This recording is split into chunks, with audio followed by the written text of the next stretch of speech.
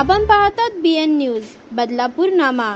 Rotary club of Badlapur मार्फत बदलापूर नगर परिषद आणि मुरबाड तालुक्यातील जिल्हा परिषदेच्या विविध शाळांमध्ये आदिवासी आणि गरजू विद्यार्थ्यांना शालेय साहित्याच्या किटचं वाटप करण्यात आलं।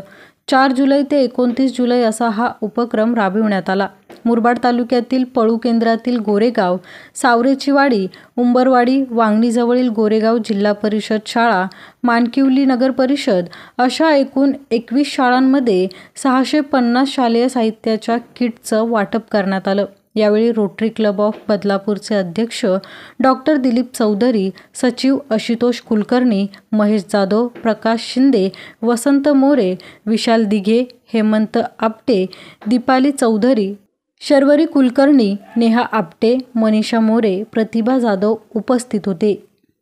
अशाच प्रकारचे नवनवीन व्हिडिओ आणि बातम्या पाहण्यासाठी चॅनलला लाईक, शेअर आणि सबस्क्राईब करायला विसरू नका।